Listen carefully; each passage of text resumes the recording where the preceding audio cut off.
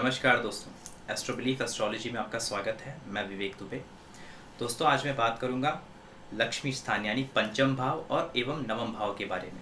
तो ये दोनों ही भाव के ज्योतिष में बहुत ही विशेष महत्व है, आपको पता ही होगा दोस्तों। तो आज मैं इनके बारे में बात करूंगा और इनकी जो एक लाइफ में इम्पोर्टेंस है और जो इम्पोर्टेंस खो गई है उसके बारे में भी थोड़ी बहुत जो भी मेरा एक व्यू है मैं आपके सामने रखूंगा। पिछली बार जो मैंने वीडियो दिया था दोस्तों, आपको पता होगा केंद्र और त्रिकोण दोनों के ऊपर दिया था कि हर एक केंद्र के पास जो त्रिकोण है वो हमारी लाइफ कैसे डिराइव करता है। आप वो वीडियो भी देख सकते हो, आई नोटिफिकेशन में लिंक मिल जाएगा आपको। तो दोस्तों, आगे बढ़ने से पहले एक छोटी सी इन्फॉर्मेशन, अगर आपने मेरे इंस्टाग्राम प्रोफाइल पे विजिट नहीं किया, लिंक मैंने डिस्क्रिप्शन में दे रखी है। एस्ट्रोलॉजी से रिलेटेड काफ़ी इंटरेस्टिंग पोस्ट आपको डेली बेसिस पे वहाँ पे मिल सकते हैं, तो आप वहाँ पे एक बार विजिट ज़रूर कीजिएगा। साथ ही साथ आपके लाइफ से रिलेटेड जो और भी सब्जेक्ट्स है like relationship, marriage astrology, Rahu को चार्ट में कैसे देखें, विपरीत राजयोग, पंचमहापुरुष योग, और भी वेल्थ को कैसे देखना है, प्रॉपर्टी को कैसे देखना है, जेमस्टोन कौन सा धारण करना है, इन सब विषयों से रिलेटेड वीडियोस आपको मेरे यूट्यूब के प्लेलिस्ट में मिल जाएगा। तो मेरे प्लेलिस्ट को ईजिली चेक कीजिएगा, आपको कैटेगरी वाइज ईजिली ढूंढने में आसानी होगी। तो दोस्तों, टॉपिक पे आता हूँ। आज हम बात करेंगे 5th हाउस और 9th हाउस के बारे में। जैसे मैंने आपको बताया, पंचम भाव दोस्तों, पंचम भाव आपको पता होगा विद्या का भाव कहा जाता है। पंचम भाव चाइल्ड बर्थ का होता है। पंचम भाव आपके इंटेलेक्चुअल पावर का होता है, आपकी बुद्धिमत्ता का होता है। बेसिकली आपकी जो आपने ज्ञान अर्जित किया, जो आपने पढ़ाई की, ये सारी चीज़ें पंचम भाव उसको दर्शाता है। पंचम भाव प्रेम का होता है। पंचम भाव आपके जो स्पेकुलेशन के बिजनेस होते हैं, यानी कि शेयर मार्केट हो गया, लॉटरी हो गई, इन सारी चीज़ों का होता है। साथ ही साथ जो पंचम भाव होता है ये भी दर्शाता है कि पिछले जन्म के जो पुण्य कर्म होते हैं उनका जो योगदान इस जन्म में आपको उससे मिलना, वो भी पंचम भाव से आपको मिलता है। 9th हाउस की मैं बात करूं, नवम भाव दोस्तों भाग्य भाव है, धर्म का भाव है, रिलीजियस चीज़ों को दर्शाता है। दूर की यात्रा, तीर्थ यात्रा, विदेश स्टडी, उच्च शिक्षा यानी कि पीएचडी, डॉक्टरेट, इन सारी चीज़ों को ये दर्शाता है। जैसे पंचम भाव मैंने कहा, बहुत बार बोला है कि ग्रेजुएशन यानी कि 10th के बाद जो पीरियड चालू होता है टिल ग्रेजुएशन, ये 5th हाउस होता है हमारा। और उसके बाद जो होता है बेसिकली आप वो जो डॉक्टरेट, मास्टर डिग्री जो भी करते हैं, मैनेजमेंट, एमबीए वगैरह जो भी करते हैं हाई लेवल पे जाने के लिए, वो सारी होती है आपके 9th हाउस। आपको वो 9th हाउस से देखी जाती है। 9th हाउस दोस्तों गुरुओं का भी माना जाता है, यानी कि गुरु उसका पता है, यानी कि आज गुरु पिता का माना है। बिकॉज पिता को इसलिए कहा जाता है, यहाँ से पिता को पहला गुरु कहा जाता है, यानी कि उससे बच्चा सीखता है, उससे यानी कि उसके संस्कार, यानी कि जो भी पिता के कल्चर होते हैं, ट्रेडिशन होते हैं, वो आप जो चलाते हो, आपको आगे लेके जाना है। 9th हाउस वो 9th हाउस है। तो जो पिता से मिली जो संपदा है, यानी कि संपदा का कहने का मतलब है रीति रिवाज, कल्चर, ट्रेडिशन, धर्म, जो भी आपको मिला उसको अच्छे तरीके से सम्मान पूर्वक आगे कैसे लेके जाना, ये भी 9th हाउस है। 9th हाउस दोस्तों स्पिरिचुअलिटी यानी धर्म को भी दिखाता है, जो कि धर्म के थ्रू ही इंसान होता है। धर्म के साथ ही आप परमात्मा से जुड़ सकते हैं, स्पिरिचुअल हो सकते हो, स्पिरिचुअल की राह पे जा सकते हो। तो 9th हाउस हायर आइडेंटिटी को दर्शाता है। और एक चीज़ आपको पता होगा, पंचम भाव के कारक भी जो हैं वो बृहस्पति देवता हैं, साथ ही साथ नवम भाव के कारक भी बृहस्पति देवता हैं। अब इनकी विशेषता क्या है मैं आपको बता दूं दोस्तों। पंचम भाव और नवम भाव ज्योतिष में बहुत इंपॉर्टेंट है, लेकिन जैसे कि आपको बता दूं, आज का जो जीवन काल हम जी रहे हैं, आज की जो एडवांस टेक्नोलॉजी वाली लाइफ जी रहे हैं, और बहुत ही मेटेरियलिस्टिक दुनिया आज हो चुकी है। मेटेरियलिस्टिक यानी कि मैं आज आपको ये दे रहा हूँ तो उसके बदले में मुझे भी कुछ चाहिए या मुझे कुछ फ़ायदा चाहिए आपसे। तो ये जो इंटेंशन है हर एक इंसान में आज, यानी कि एक मेटेरियलिस्टिक भौतिक जगत की जो सोच रखने लगे हैं लोग एक हाईयर लेवल पे, यानी कि ज़्यादा से ज़्यादा, यानी कि अगर आप 100 इंसान में से ढूंढोगे तो 95 लोग आपको ऐसे मिलेंगे जो कि भौतिक ज़िंदगी में ज़्यादा आनंद लेना चाहते हैं, यानी कि they want pleasure and happiness in a materialistic world rather then in religious और स्पिरिचुअल वर्ल्ड। कोई भी आपको स्पिरिचुअल या रिलीजियस पाथ ऑफ लाइफ को जाने के लिए आपको बहुत कम, यानी कि 5, जैसे मैंने कहा 5% लोग आपको शायद मिल पाएँ जो कि इस राह पे चलना चाहेंगे, इस राह पे जाना चाहेंगे। क्योंकि इसमें बोलते ना, इसमें मज़ा नहीं, इसमें प्लेजर नहीं है, इनिशियल प्लेजर, इनिशियल हैप्पीनेस नहीं है, इसमें आपके ईगो को सेटिस्फैक्शन नहीं मिलता है। तो ये सारी चीज़ें यहाँ पे नहीं होती, इसलिए ज़्यादातर लोग जो है वो मेटेरियलिस्टिक वर्ल्ड की तरफ दौड़ते हैं। तो जो लोग मेटेरियलिस्टिक वर्ल्ड के लिए दौड़ते हैं उनके लिए मैंने हमेशा कहा है 11th house, 2nd house, 10th house, 6th house, 3rd house, these are the main houses जो आज लाइफ को गवर्न कर रही है, आज लाइफ को दौड़ा रही है। सिक्स्थ हाउस स्ट्रगल, कंपटीशन, एक दूसरे को लेके आज जो स्पर्धा है कि मुझे उससे आगे जाना है या उसके जैसा, एटलीस्ट उससे बेटर मेरे पास होना है। तो ये जो भाव है, ये भाव सिक्स्थ हाउस के, जैसे कि रोग रीढ़ कर्जा का भाव है सिक्स्थ हाउस। उसके बाद मैंने ऐसे कहा कि 11th हाउस हर तरह की इच्छा पूर्ति की जब मैं बात करता हूँ, इंसान की इच्छा कभी पूरी नहीं होती, आपको मालूम ही है। तो 11th हाउस इच्छा पूर्ति की है, तो वो जो कि होने वाला नहीं है। अब यानी कि जो 11th house, 2nd house, 6th house, 10th house को लेके जो हमारी जीवन चल रही, इनके जीवन में एक चीज़ समझ में आती है, शांति नहीं होगी कभी भी। अब मैं आपको बता दूं 5th हाउस और 9th हाउस की खासियत क्या है। 5th हाउस से जो भी मिलता है या 9th हाउस से जो भी मिलता है, उसके लिए अकर्म का भाव चाहिए, यानी कि आपने किया लेकिन आप उस पर बोलते हैं ना, रूल नहीं कर सकते। आपने किया, आपने उसके लिए, जैसे कि इंटेलेक्चुअल, आपकी जो बुद्धिमत्ता है, आपकी जो 5th हाउस जैसे कि बुद्धिमत्ता का है, आपको मैं समझाता हूँ। 5th हाउस है बुद्धिमत्ता का। तो बुद्धिमत्ता क्या दर्शाती है, आप बुद्धि ज्ञान बोलते हैं ना, आप कितने भी पढ़े लिखे हो सकते हो। आपने सुना होगा ना कि पढ़ा लिखा मूर्ख, कुछ लोग होते हैं ना बहुत हायर स्टडी, लेकिन उनकी वो ऐसी बातें करेंगे कि ह्यूमैनिटी के लेवल से बहुत नीचे की बातें करते हैं। आपने ऐसे लोगों से शायद आपके जीवन में आपने ऐसे लोगों को देखा होगा जो बहुत अच्छे पढ़े लिखे होंगे, लेकिन उनके लाइफ में ह्यूमैनिटी, मोरालिटी आपको नहीं दिखेगी। सो ऐसे लोग, यहाँ पे 5th हाउस जो है, ये 5th है, यानी कि उसकी जो खुद की इंटेलेक्ट है वो सिर्फ अपने बारे में सोचता है, उसकी बोलते हैं बौद्धिक क्षमता जो है संसारिक जगत में वो बहुत ही छोटी है, तुच्छ है। 5th हाउस उसका ये जो स्वभाव है, यानी कि इंटेलेक्ट इतना घटिया होना, ये 5th हाउस है। और 5th हाउस से जैसे मैंने कहा जो भी मिलता है, भाग्य और कर्म दोनों चाहिए इसके लिए। जैसे कि पुत्र प्राप्ति में आपको कर्म जरूर करना है, याद रखिए। फिर भी भाग्य का बहुत इंपॉर्टेंस है। सबको ये सुख भी नहीं मिल पाता है, सबको बहुत लेट मिलता है, कई साल किसी को। तो कई कहानियां आपको मिलेंगी इस पुराणों में, और आज की दुनिया में ही आप देख लो, कई ऐसी चीज़ें मिलेंगी जहाँ पे संतान प्राप्ति में प्रॉब्लम है। लोग संतान प्राप्ति चाहते हैं लेकिन होती नहीं है। तो 5th हाउस से जो भी मिलता है, जैसे मैंने कहा, उसके लिए आपको कर्म जरूर करना पड़ेगा और इस भाव से करना पड़ेगा। यानी कि मान लीजिए आपका पुत्र होता है, तो आप उससे बोलते ना, आपके मन में तो होता है कि हम आगे जाके मेरा पुत्र मुझे संभालेगा वगैरह वगैरह, जब मैं बूढ़ा हो जाऊंगा एक नाम को आगे लेके जाएगा, सारी चीज़ें होती हैं, लेकिन आप वो चीज़ उसको हमेशा जता नहीं सकते, आप उस भाव को दिखा नहीं सकते, बिकॉज वही भाव है जो आपके ईगो को संभाले रखता है, सच कहूँ तो 5th हाउस से जैसे कि जो भी मिलेगा आपके लिए, आपको उसके लिए कर्म करना पड़ेगा। दूसरी चीज़, 5th हाउस से जो भी मिलेगा पैसे से उसे नहीं खरीद सकते, यानी कि बुद्धि, इंटेलेक्ट आपका, आप पढ़ाई कितना भी कर लो, मैंने कहा ना, बुद्धि आप खरीद नहीं सकते। अच्छा ज्ञान, सही नॉलेज, सही इंटेलेक्ट आप खरीद नहीं सकते। बुद्धिमत्ता आप बाय नहीं कर सकते कहीं से जाके, किस बच्चा बाय नहीं कर सकते आपको उसके लिए कर्म करना पड़ेगा। प्रेम, love affairs, 5th house is the love affairs, प्रेम आप खरीद नहीं सकते। तो पंचम भाव ऐसी चीज़ों को दर्शाता है जो आपके लाइफ में आपके इनर वैल्यूज़ को बढ़ाता है, यानी कि आपके अंदर के सुख, अंदर के हैप्पीनेस को बढ़ाता है, आपके मूल्यों को बढ़ाता है, जो कि आप बाहर से बाय नहीं कर सकते, भौतिक जगत से उसे खरीद नहीं सकते। पंचम भाव। नवम भाव की मैं बात करूं, नवम भाव दोस्तों उच्च शिक्षा है। उच्च शिक्षा की बात करूं, अब हम इसे उच्च शिक्षा से इसलिए जोड़ते हैं क्योंकि ये जो भाव था, नवम भाव का जो कनेक्शन था वो था कि तप, जो लोग तप करते थे, जो लोग साधना करते थे, तो ये इस भाव की उसमें बहुत इंपॉर्टेंस थी। ये जो कनेक्ट करता था हायर लेवल के अथॉरिटी से, 9th हाउस जो था वो हायर लेवल के अथॉरिटी से कनेक्ट करता था। बेसिकली पहला आपका एसेंडेंट, 5वां बुद्धि ज्ञान, 9th हाउस ज्ञान को सही दिशा, उस ज्ञान का सही उपयोग हो, उस ज्ञान को सही मार्ग पे, प्रभु के मार्ग पे लेके जाना, यानी कि स्पिरिचुअल होना या धार्मिक रहना, उसको धर्म के मार्ग पे अपने ज्ञान को यूज करना, ये 9th हाउस था।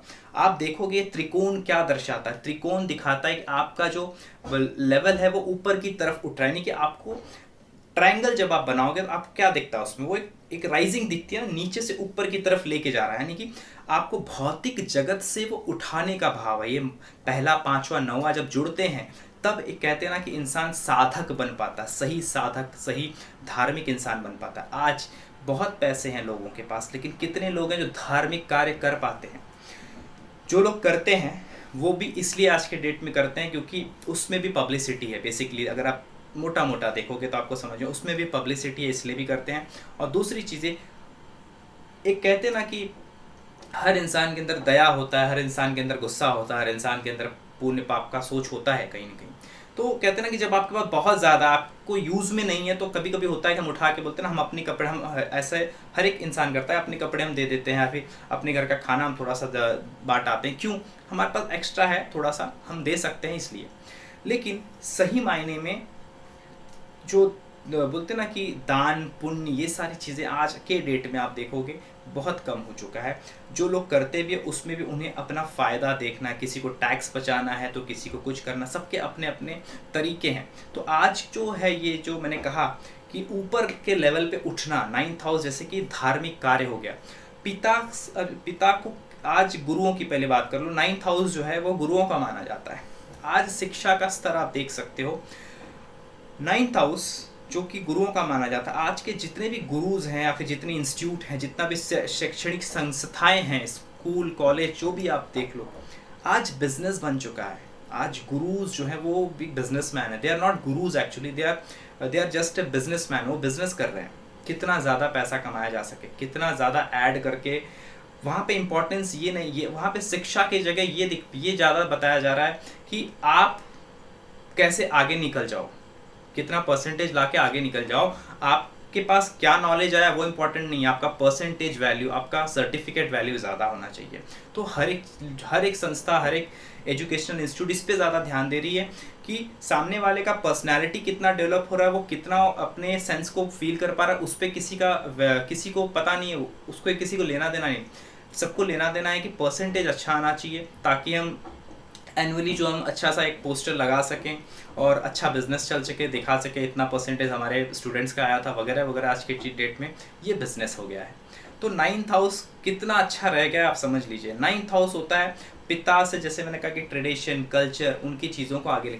आज के डेट में हम बहुत सारे घरों में देखोगे कि बाप बेटे हैं या फिर बाप बेटे जो भी हैं, उनके आपस में कितने अच्छे कनेक्शन, वो कितना अपने कल्चर को वो अपना पाते हैं। आप ज़्यादातर देखोगे आज के जो नया जनरेशन है वो आपको कहते मिलेगा कि वो पिताजी का तो अलग था, हमारा थोड़ा मॉडर्न हो गया है। बेसिकली मतलब वो एक्सेप्ट नहीं कर पाते हैं। लाइक उनके थ्रू जो चीज़ें आई हैं, चाहे वो कल्चर हो, चाहे वो ट्रेडिशन हो, उसको एक्सेप्ट करना मुश्किल हो गया है हमको। जो आज के बच्चे हैं या फिर कोई जो भी आज के लोग हैं, वो ऐसा सोचते हैं कि ये अगर हम ये चीज़ एक्सेप्ट कर लेंगे तो हम पिछड़े हो जाएंगे, क्योंकि हम थोड़ा सा लोगों को बैकवर्ड दिखेंगे। तो इस वजह से भी 9th हाउस वीक हो गया है। 9th हाउस, 5th हाउस, जैसे मैंने कहा, यहाँ की चीज़ों को आप खरीद नहीं सकते। ये आपको आपके लाइफ में, आपके सोल में वैल्यू प्लस करता है, वैल्यू को जोड़ता है। एक्चुअली ये बहुत ही इंपॉर्टेंट भाव थे और अभी भी इसका इंपॉर्टेंस इसलिए घट गया कि जैसे मैंने कहा, आज पब्लिक का जो लाइफ है वो 2, 11, 6, 4, 10 इन पे ज़्यादा आधारित है। लोग इनके पीछे ज़्यादा हैं, जो इसमें जो चीज़ें होती हैं आप देखो उनके पीछे ज़्यादा भाग रहे हैं। तो 6th हाउस आएगा तो 8th भी आएगा, 8th आएगा तो 12th भी आएगा। और इसीलिए कहा जाता है जो योगी होते हैं, जिनके जीवन में साधना, स्पिरिचुअलिटी, यही एक उनका कर्म होता है। इसलिए मैं कहता हूँ कर्म की महत्वता हर जगह, चाहे आप मैटेरियलिस्टिक दुनिया में जी रहे हैं, चाहे आप स्पिरिचुअल दुनिया में जी, कर्म इज़ ऑलवेज इम्पॉर्टेंट। तो अगर आप, जैसे मैंने कहा कि अगर योगी जो होता है उसके ऊपर कहते हैं कि ज्योतिष काम नहीं करता है, उसके ऊपर ज्योतिष नहीं लगाना चाहिए, क्योंकि उसके ऊपर काम नहीं करेगी। और किसी भी सही योगी को वो कभी आपको कुंडली नहीं दिखाएगा अपना। क्यों? उसके कारण ये होता है कि उसे पता होता है कि मैं ऐसा कोई कर्म ही नहीं कर रहा हूँ। उसको पता है मैं एक ही कर्म कर रहा हूँ। जैसे मैंने बताया 1st house, 5th house, 9th house, ये ट्रायंगल, यानी कि वो अपने आप को उठा देना, इस भौतिक जगत से ऊपर लेके जाना। बोलते हैं ना, अपने मेटेरियलिस्टिक वर्ल्ड से अपने आप को थोड़ा सा ऊपर लेके आना, ये जो सोच है उससे इनलाइटेड होना, उस पाथ पे जाना। तो उनको ऊपर जो होता है ये चार्ट प्रॉपर काम नहीं करे, क्योंकि वो जगत को छोड़ना चाहते हैं। They want to detach with this materialistic world, इस माया से वो हटना चाह रहे हैं। तो ये चार्ट उन पे काम नहीं करेगा। हॉरोस्कोप आप उनकी हॉरोस्कोप देख के भी सही से प्रेडिक्शन करो कितना भी करो, लेकिन प्रेडिक्शन उनके ऊपर सही नहीं जाएगी। कारण ये होता है कि वो जो इनलाइटमेंट का जो उनका जो पीरियड चल रहा है उसमें आपको ये चीज़ें नहीं हो पाएंगी। वही बात करें 11वां भाव, दूसरा भाव, ये सारे ऐसे भाव हैं, इनसे आपको पैसा मिलेगा, इनसे आपकी इच्छा पूर्ति भी होगी, लेकिन इनसे आपके लाइफ में डिस्टर्बेंस आ रहा है या फिर आपके लाइफ की एक्चुअल वैल्यू जुड़ रही है, उससे इस भाव का मतलब नहीं होता है। 11वां भाव, आपको पैसे मिल गए, जायदाद मिल गए, लेकिन उससे आप क्या करोगे, एक्चुअली आपके लाइफ पे कुछ वैल्यू जुड़ा, क्या आप अच्छे इंसान बन पाए, ह्यूमन बन पाए सही तरीके से, क्या वो हो पाया। 11th हाउस को उससे कुछ लेना देना नहीं। कहते ना इंसान जब पैदा होता है वो आदमी, एक बोलते ना एक आदमी पैदा होता है, लेकिन इंसान बनने के लिए उसे बहुत समय लग जाता है। इंसान बनने के लिए एक यात्रा करनी पड़ती है, बहुत बड़ी जीवन यात्रा, जीवन को जी के दिखाना होता है इंसानों की तरह। आदमी को इंसान बनने में समय लगता है, क्योंकि by default human is a animal, as you know. So आशा करता हूँ समझ पाए होंगे कि 5th हाउस क्यों इंपॉर्टेंट था। क्योंकि पिछले जो लोग थे, ऋषि मुनि थे, वो लोग ज्ञान को ज़्यादा इंपॉर्टेंस देते थे, बिकॉज पहले जो महत्व था वो ज्ञान का ज़्यादा था। बड़े बड़े राजा भी नतमस्तक होते थे ऋषियों के सामने, क्योंकि उनके ज्ञान की महत्वता ज़्यादा थी। आज जो है पब्लिक राजसिक और तामसिक ज़िंदगी ज़्यादा जीता है, जहाँ पे बोलते हैं ना कि जिसके पास पैसा है उसके पास पावर है। आज नॉलेज इज़ द पावर कहने के लिए, आज money is the power is the actually जो एक्चुअल मोमेंट है आज का दुनिया है, वहाँ पे नॉलेज इज़ द पावर। हमने बहुत बचपन में हमने पढ़ा है, स्कूलों में थॉट्स लिखे जाते थे। एक्चुअली आज की दुनिया में वो सही तरीके से अप्लाई होते नहीं है। नॉलेज इज़ द पावर, इस हिसाब से सोचे तो 5th हाउस और 9th house is the most important, most strongest house in your horoscope. लेकिन आज की जो दुनिया है जहाँ पे ये ज़्यादा इंपॉर्टेंट है, money is the power, money is the power. पैसा है जिसके पास, उसके पास पावर है, तो वहाँ पे 159 फेल हो जाता है। सो वे बहुत इंपॉर्टेंट है आपको समझना कि 5th house 9th house actually में क्या है। जिसके जीवन में 5th हाउस, जिसके चार्ट में 5th house 9th house stable है, लगन अच्छा है, अच्छी तरह स्टेबल है, ये 3 चीज़ अगर आपके जीवन में स्टेबल है तो आपके लाइफ में ज़्यादा डिस्टर्बेंस नहीं आएगा। आपके पास जो होगा उससे आप खुश होगे, शांति होगी आपके जीवन में। लेकिन जब ये भाव डिस्टर्ब रहते हैं तो इंसान शांति नहीं पाता, क्योंकि जैसे मैंने कहा 11th हाउस इच्छा पूर्ति, इच्छा ऐसी चीज़ है जो कभी पूरी नहीं हो सकती, कभी नहीं ख़त्म हो सकती। इच्छा का नाम ही है कि वो एक के बाद एक प्रोड्यूस होते ही रहेगी, आगे आते ही जाएगी, तो वो कभी ख़त्म नहीं हो सकती। और लाइफ में अनस्टेबिलिटी एक बहुत अच्छी कहानी है।